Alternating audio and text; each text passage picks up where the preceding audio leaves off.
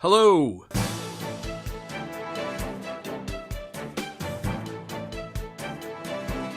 And welcome to episode 54 of Modern Media Review, the podcast that is frankly glad to have some competition from Barack Obama and Bruce Springsteen's new effort.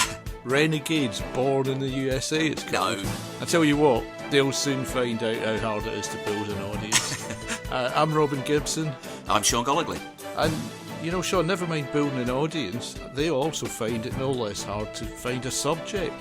Because in some devastating news, turns out that the Brits is off. Or is it the Brits are off? Anyway, What? it's not on until May, so we can't review it. It, the Brits, or they, has or have been postponed. Okay. And we did sign off the last podcast hoping we could sort of bust out of coronavirus treadmill, didn't we, and review the Brits, it or them. So they leave us, or it leaves us in a bit of a hole, doesn't it? Yeah. It's a reliable source every year of material for ridicule, isn't it? Mind you, I suppose you couldn't really have a top-line production like that during lockdown, Robin. No. I mean, they might have got, and I don't mean to beat the stick on this woman again, but, I mean, they could have got Rita Ora in. I don't think you should be talking about beating sticks on women, Sean, but Oh, Freudian slip, Robin. Rita might have turned up. But she might have had a pre-book. She might be pre-booked for a lockdown party, Robin. And then the other thing is, she's going to have to bring the caterers, the entourage. It's going to be tough. By the way, on music, Robin, seeing as we won't have any Brits, has there been any new music released recently? None whatsoever. I've just been listening to Bruce Springsteen. I'm waiting for the duet with Barack Obama. No, there is a lot of good new music out, but you wouldn't like it. But What? Oh, hold on. That's a bit pejorative. Going back to the telly, you can't really expect top-line productions at all in this era, can you? It's not like the days of, as I mentioned last time, the days of Ma Kelly's telly, Classic. when you could watch whatever you wanted, whenever you wanted, literally on demand, with the little people inside the TV. That's why TV was so good in the 70s. Never mind algorithms and all that. You like this, so you might like that. It was very hard to beat some really talented, tiny little actors inside the set on call all the time. Yeah, it was very ahead of its time, Robin. I like that, on demand. You definitely can't always get what you want, as a rocking new kid on the block once said. Because if I see Revenant or In Which We Serve on TCM for what seems like the 50th night running, I might as well get under the stairs and dig out the old Betamax player. Start watching reruns of Video Nasties, like, I don't know, what was it? The Hills Have Eyes. Hills Have Eyes is on all the time, actually. Not the original, though, Robin. No, well, they alternate. They're all good. They are all good. But do you remember, people used to get their knickers massively in a twist with stuff like that, didn't they? It's quite amusing, but it's the same with every generation has its Video Nasty, doesn't it? Of course, like most people nowadays won't remember Ma Kelly's telly, were they? And then it, ended up being privatised, didn't it? And the service got shoddier and shoddier. Agency staff and all that, And then the Brits, not the Brits, just Brits, they wouldn't do it for the wages, would they? No. And the original lot, they were, you had to be really short, about 3 inches tall. So it was like a vacation. It sort of limited it. Then when the flat screens came in, that was it. I mean, the flat screens would have definitely been a killer for those little people with a vocation, because it would have made it much easier for, when the cat's watching the telly and it reaches round the back to catch these little wee people. Anyway, it is a bit obscure in the 70s, this, isn't it, Ma Kelly's telly? Probably nobody knows what the hell I'm talking about. And for that reason, I've dug out a copy of the original cartoon from the Beano or whatever it was. Wow. And we'll put it on the website, on the podcast page. Superb. Ma Kelly's telly notwithstanding, though, Sean, there is some surreal stuff going on because they're running out of programmes. Yeah, absolutely. Which they said they wouldn't. They promised. Everyone promises everything, Robin. But they have. And the thing they haven't run out of is quiz shows, which are clearly easy to make. And the worst examples of this, it's freaking me out, this, is clearly Only Connect and University Challenge, which have got the screens, the COVID screens that we should be getting for pubs. Absolutely. They've got them to screen the nerds from each other's spittle. Scumbags. And also, so they can't pick up on each other's knowledge of Mendelssohn and Rachmaninoff and cytogenetics. Stuff they have on that Ernest. What? Yeah, it's all, you don't watch University Challenge. I do. Cytogenetics, mate, and chromosomal complements. Ernest Shackleton's Shagton and Jane Austen's Nearest Apothecary. Okay, well, I've not seen Only Connect. You should. Oh, you can. It's on all the time. Yeah, it's seemingly so. But what I have been doing, Robin, is I've been using this valuable lockdown time to bone up on the contents of Jane Austen's Local Apothecary. You mean indulging in the contents of Jane Austen's Local Apothecary? Funny you should say that, because mostly it was laudanum, it seems. Great stuff. Yeah. So Jane Austen would have been a great candidate these days to be getting off her face at a lockdown party, I think. Her and Rita Ora. Oh, come on. Give Rita Ora a break, But Robin. that's the thing, is that's a university challenge. I much prefer Only Connect, and I've written a question for it. See if you've got to guess the connection between each thing, and they give you 4 in a row. Okay, I'm up for this. Yeah. The first one is tie moo pad crapow. What? The second one is very small pens. Okay. The third one is fuck the police. Easy. And the fourth one is, well, you haven't come up with a connection yet. Yeah, I'm waiting for the fourth one. Well, they usually do. And the fourth one is checks on incoming livestock to Northern Ireland from Britain. Brexit. This is, no, you're nowhere near, mate. This is a brilliant question. I could get a job writing questions for this show. The connection is, the first one is like a Thai pork curry. Obviously, yeah. The connection is they're all bad news for pigs. Very small pens. Yeah, pigs are kept in very small pens. Oh, come on. I think that's a brilliant Only Connect question. That is. How long did it take you to get that one? Well, I worked backwards from fuck the police. Okay. And bad news for pigs. Imagine having a job writing this stuff. It must be brilliant. Yeah, but the point I'll make to you, Robin, is that this could be very good. You've made a fantastic debut question. But what about that difficult second question? I know. Well, apparently their script writers don't have any, question writers, don't have any problem with that, because these things, University Challenge and Only Connect, have been going on for months and months and months, the same series. Every episode they're like introducing one team and then another, they've already appeared. You just failed in round 3, i.e. you lost.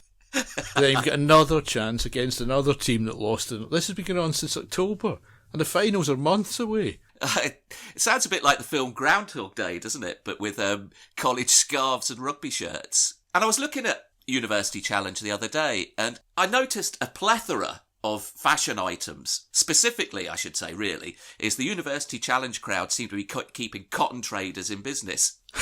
With these rugby shirts, or maybe they just borrowed their old man's from his last appearance on University Challenge. They have, they've got a wider range of student ages now. They've got mature students in there now. I saw that, yeah. Is that good or bad? I don't know. I don't care. Anyway, last week on University Challenge, Paxman introduced a team that had already been on 4 times in this series. They'd lost twice, they'd won twice, and they were back for a decisive showdown to get to the next round. Much more long and pointless than the road to the Super Bowl. But Robin, isn't that quite nice, that they can come back having failed, they can try again? I mean, a bit like, I don't know. Well, we don't get to. No, we don't. But we're made of harder stuff, Robin. This is a bit like the old school days, school sports days now, where there's no winner, but everyone gets a gold medal for taking part. I must admit, I'm out on a limb here, because I don't even know if that's true, actually. It's probably just a bit of white noise I've been picking up from Daily Mail comments. But I'll tell you one thing about University Challenge. The teams tend to get a bit of a cult following on Twitter these days, which I always thought must be a pleasant change from their actual experience in the student union, where they would largely be ignored. I think teenage kids are so boring now that these people are probably cult heroes. Yeah, absolutely.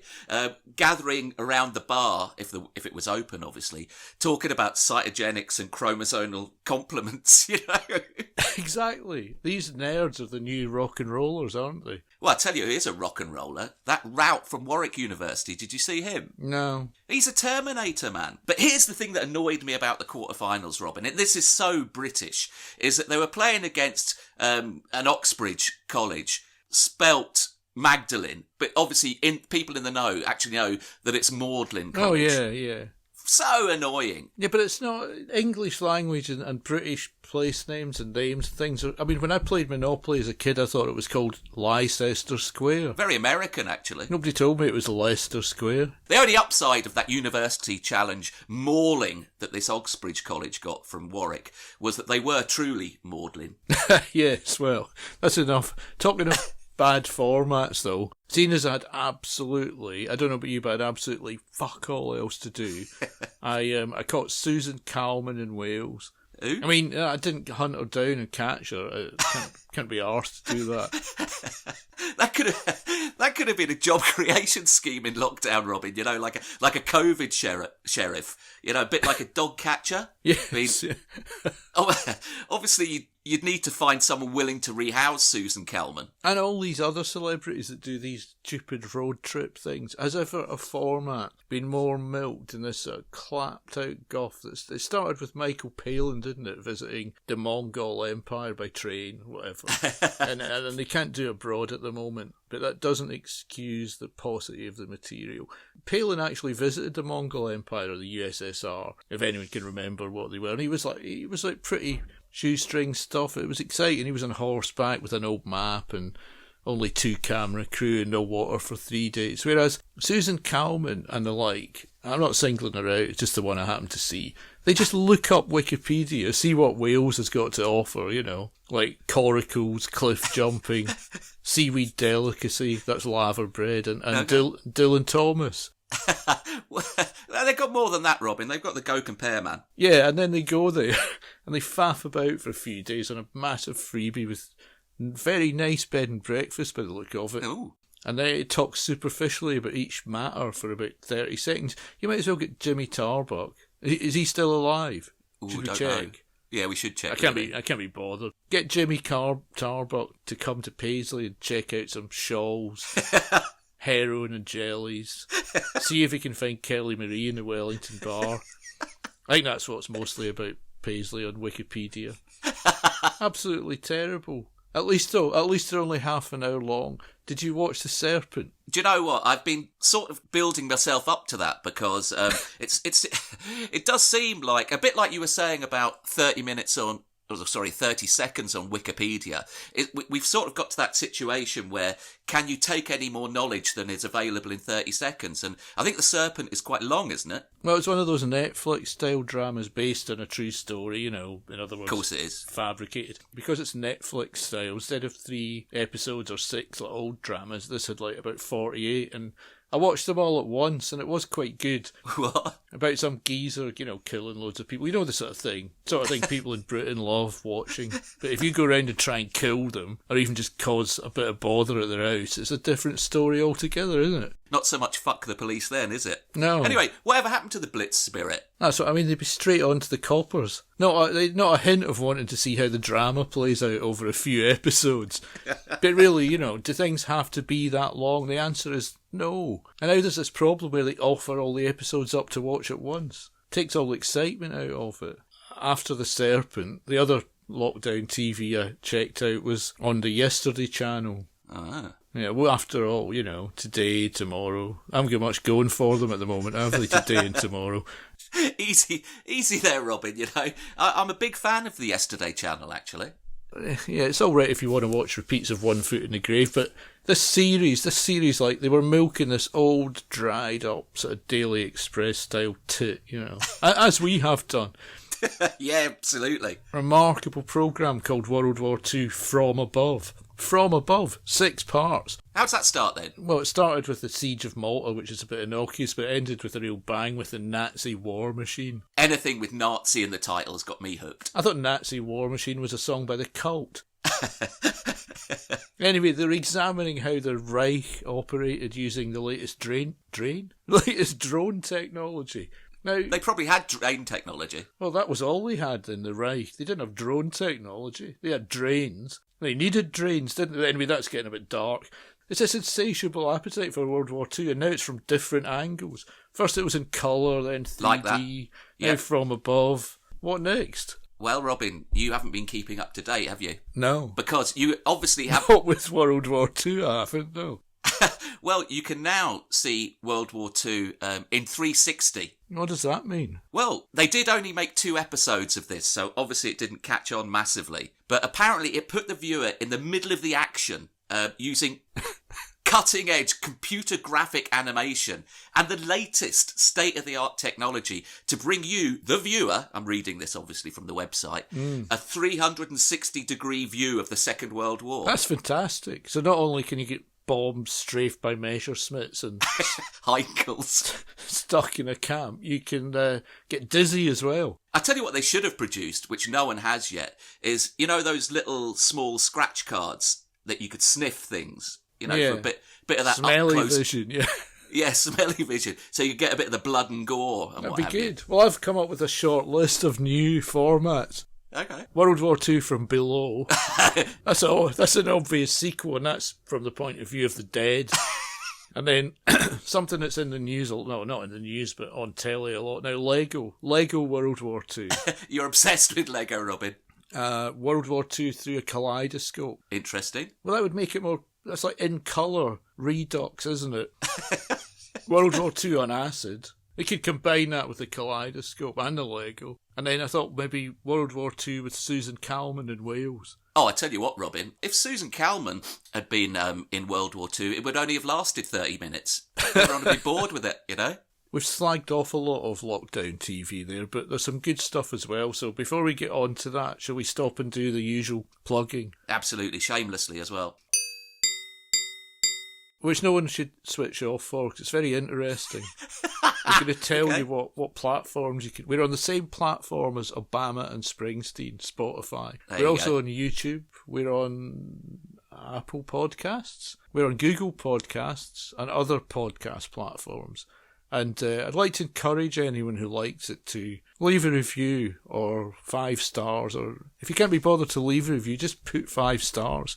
Or even 4, because it does help us, and it helps other people who are looking for this kind of thing to find us. Absolutely. If other people have endorsed it. And also, of course, there's a website, modernmediareview.com, where you can see an original, well, not an original, but a scan of Ma Kelly's telly. And we're on Twitter and Facebook. We're doing Facebook-specific format. That makes it sound as if we're doing an exclusive, which we're not. That's enough of that. I'm impressed there, Robin. That was more like an infomercial. Yeah, well, let's get on to the good stuff now. Okay. And Sean, this was your recommendation, number 1. And I thoroughly agree, having watched it. Quite simply, the greatest piece of television, not just for lockdown, but for the last few years, and that is Class Action Park. Yeah, and probably no one except us has seen it. Anybody who listens to this or... I think by word of mouth, this has got to be a massive hit because it's just so extraordinarily funny, but about such a dark subject in the end. I mean, I'll cut to the chase. It's the story of Action Park, which was a water park set up in New Jersey in the late 70s, early 80s, Robin? Yeah, it went on till the 90s. Unbelievably. And it was run by a complete maniac called Uncle Gene Mulvihill. Well, he wasn't Uncle. They just called him that. They did, yeah. He was like a Heath Robinson, Doc Brown type of character, but he seemed to me that he was on a cocktail of acid and speed. I mean, because what they did was they built these unfeasibly dangerous rides, which they then didn't really test, and then opened up to the general public, which was mostly working class kids from New York, who were their crash test dummies. It was unbelievable. I mean, it was great. It was the best thing I've seen on TV since Real Dog Fights of East 19, which I've just made up, but would be good. I mean, it was proper bloody heinous, grim, lethal danger. I mean, the unofficial slogan someone said was death is tolerated at a theme park. Well, the thing is, they had other sort of like names for it as well, like Traction Park. I mean, and can you imagine? They were staffed by underage lifeguards. There was underage drinking. It sounded like a teenager's, pleasure park, basically. Yeah, no rules. And they were teenagers supervising people hurtling off these concrete so-called alpine runs in a tiny plastic sledge, flying into piles of rocks. If you can, I mean, I don't know if you could supervise that, probably not.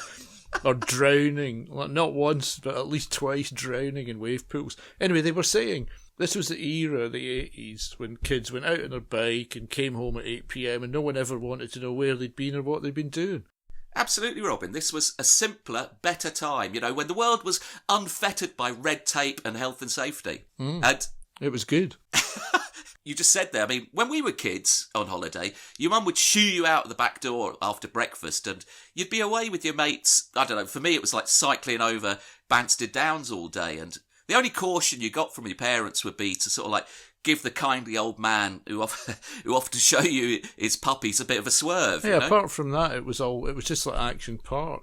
Going to an old quarry and climbing in abandoned cars and sliding down the side. Absolutely. The 70s was even better because there weren't any seat belts or anything. Although there weren't any seat belts at Action Park, were there? No. It brought to mind, I hate to bore people, but my favourite songwriter, the Jazz Butcher, wrote a song called Last of the Gentlemen Adventurers, and it just chimed precisely. The lyric was, "We were the hard water kids of the asbestos age." And one of those rides was made of asbestos, wasn't it? It was. Anyway, we were the hard water kids of the asbestos age. No one died, nobody chipped us or tracked us or caged us or taught us to fear. I just think that was exactly what that film was about, although he's a bit blasé because apparently they were dying in numbers at Action Park. Well, this is the undercurrent of the whole documentary, is that even though it is one of the most hilarious things you'll ever watch, seeing sort of like kids being fired out of a tube and hurtling 18 foot down into a pool. Like those cartoon characters that run off the edge of the cliff and realise there's nothing.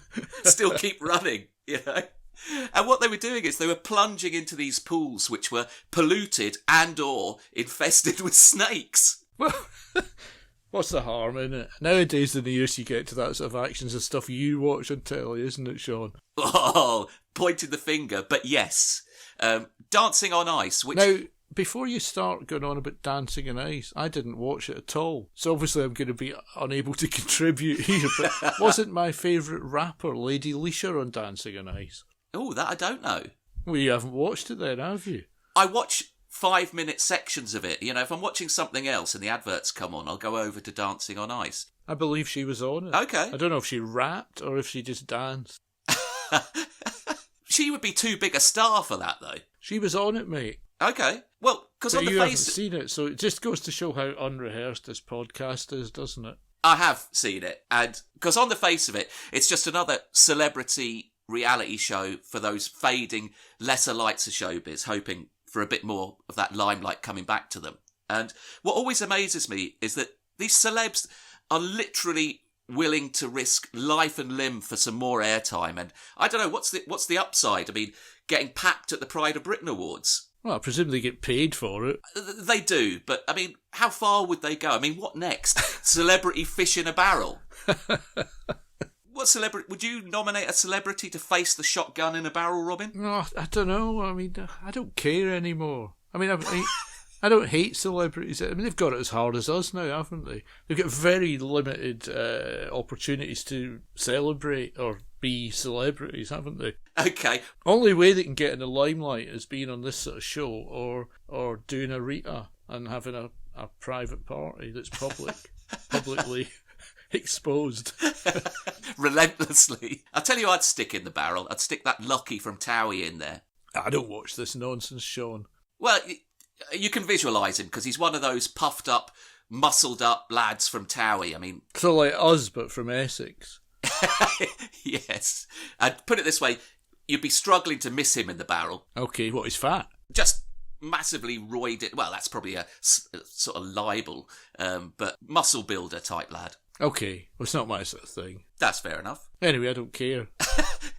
I guess one of the attractions of shows like that is that it gives a real possibility for carnage for us viewers, We all love a bit of vicarious carnage, don't we? Which was one of the pacts that you make, when you go to, talking about Action Park again, it's one of those pacts that you make with the amusement park is that you're going to be scared and there's an element of danger, but ultimately, you're going to be safe. I was just thinking about Dancing on Ice as I was watching it the other day, Robin. I think some of them treat it as a bit of an insurance scam. Break your ankle early doors, stick in a big claim to the insurance company, pick up your appearance fee. Well, better still, claim whiplash, after possibly attempting what is a signature ice dancing move, the twizzle, or to twizzle, Robin. Okay. That's aficionados, so there you go. I have been watching. Although, given the casualty rate, I think probably getting cover might be an issue now. What else then? Come on, what else? What other crap do you like? I picked this for you because I know you like programmes like this, and it was Celebrity Best Home Cook. Yeah, but I don't, because it's so British and parochial. I like MasterChef because it's international and cosmopolitan. All these home cooks and bake-offs are very Brexity, I think. That's very liberal elite, that is, Robin. But what you've got here, which is... Listen, mate, I can only dream of being a member of the liberal elite. Me too. But what we did have with this programme is the lovely Mary Berry. And you can't really go wrong with Mary Berry, can you? Again, one of these symbols of the kind of Englishness I don't like. It's all a bit twee and nice. Afternoon tea stuff, Well, this is a bit of a weird jump, but it reminded me of the whole Mary Berry thing. Do you remember Jeffrey Archer? Yeah. Jeffrey launched a libel case against the Star back in the 80s, and it was over an allegation that he'd slept with a prostitute. He won his case. A sex worker, I think you'll find they're called now. Okay, a sex worker. I mean, he won the case, obviously, because he was innocent. Well, yeah, I mean, he was... who would question his probity under any circumstances? Absolutely. But the one thing about the whole trial, because I did follow it at the time, was that the judge was particularly enamoured with Jeffrey Archer's wife and her appearance in the witness box. The judge, Mr. Justice Caulfield, was so impressed by her demeanour that he mused in his summing up why any husband would seek the company of a prostitute / sex worker. What did Archer say then? Did he say, "You're looking at my bird"? No. But the point he was saying, why would you when you had the Mrs. Archer at home? This just goes to show the absolute wisdom and depth of profound understanding of humanity that judges had in the 80s. Absolutely. And here's how he knew that Jeffrey Archer was innocent, because he described her as a vision of elegance, fragrance and radiance. Excellent. Well, in the manner of a judge, could I ask you to please come to the point, Mr. Gollogly? Yes. Well, I'm not going to get to the point immediately, but in short, get Mary Berry to be a character witness and you get away with mass murder, mate. Or maybe even a political atrocity. But anyway, yes, getting to the point, finally. There was a whole plethora of people on this, but principally the ones were Ed Balls, remember him? Yeah, just. Ed Byrne, the comedian, who actually took a liberty with one of Mary Berry's roulade recipes, which was roulade, I think you'll find that. You don't even know how to pronounce it, mate. Oh, mate. What do you know? Have you ever been in a fucking kitchen? You're like Paris Hilton, mate. What's this? Is this a spatula? Or a shovel? Well, okay, fair play. Rachel Johnson, who tellingly said she likes to apply the same rules to cooking as to romance. Nice. She likes to, quote, keep it simple and uncomplicated. Yes, it runs in the family. Which, yeah, it was a nice little nod to her brother Boris, whose favourite dessert, I'd imagine, is probably Eton mess. Ed Balls won it, by the way. Excellent. Well, I'm glad to see he's making something of his post-political career. Well, on that point, he could have had a whole different life path, Robin, if he'd gone into baking rather than politics. Put it this way, it makes you wonder if instead of voting 3 times, say, for military action in Iraq way back then, he could have gone out to Baghdad, cooked them a nice quiche, obviously without the bacon. Yes. It could have been a diplomatic coup. Problem solved. I think so. Or get Mary Berry out there. But I guess the other sort of ubiquitous part of lockdown has been the overbearing amount of sport we've been subjected to. And I went a bit generic on this, Robin, as our number 4. I think sport has been good because you've been able to look forward to the Super Bowl or your team's football match that you can stream and keeps you sane, Well, it made a good friend of ours and former colleague insane with anger when we did that, I think the 4.5-hour Zoom meeting for the Super Bowl. He was very upset when we got to the halftime show and it wasn't the Rolling Stones. Yeah, it was the weekend, wasn't it? Misspelt, which he pointed out. Yeah, yes, it's bad spelling. Someone should point that out to the artist. What I have found out is paucity of punditry on offer for a lot of British sports fans. I think the Yanks do it better, Robin. And I don't want to single out any particular pundits, but I was listening to Glenn Hoddle the other night, and for me, Robin, I know you probably disagree, but for me, he's the master of telling you what's just happened and then what won't happen. Yeah, but at least he does it quietly and doesn't get all overwrought and screechy like a lot of these commentators. That is true, but what would be interesting is if, I don't know, maybe they did a sort of substitution and brought in perhaps David Attenborough for Glenn. I saw David Attenborough Telly the other night, though. He's a bit too old to do anything. Oh, no. He looks like he should be a double act with Joe Biden. Call him the sarcophagus twins. They could podcast together, Robin. Yeah. They both of them would be talking about completely different things, but not worried by it or phased. Yeah, I was just thinking about the Attenborough Wildlife on One type thing. Do you remember? And there was a classic one once, which was called Where Lemmings Dare. And I was just imagining how sort of Glenn Hoddle would do it. That sounds a bit like Mike Yarwood intro, doesn't it? And this is how Glenn Hoddle would do it. Mike Yarwood, Christ's sake, mate, it's the 20th century. No, in fact, it's the 21st. Get up to date. Mike Yarwood was in the 20th century, mate.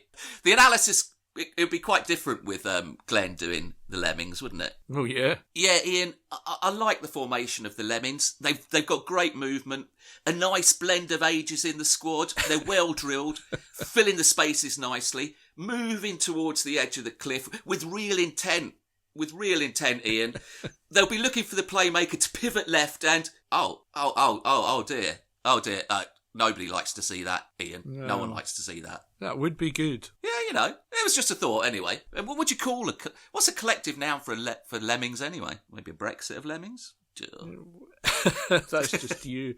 Yeah, it's just me. I think that if we're talking about Glenn Hoddle commentating on Lemmings, we've probably come to the end of the podcast show. Which is don't you think? You haven't even got a number 5, have you? I was going to say just as well because I got a bit stuck on number 5, and I thought about Normal People. Do you remember that one? No. That was an early lockdown, which seems a lifetime ago, and title's a bit ironic, to be frank. Normal People. I mean, everyone's mental now, aren't they?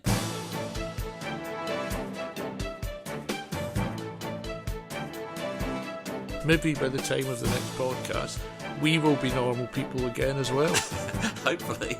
And that's probably a good way to sign off and say we don't know what the hell we're going to talk about next time. Yeah, let's wrap there, Robin. Perhaps it'll be the new normal. Whatever it is, got to say thank you very much for listening. Absolutely. And we'll go now and speak to you soon. Cheers for listening. Bye.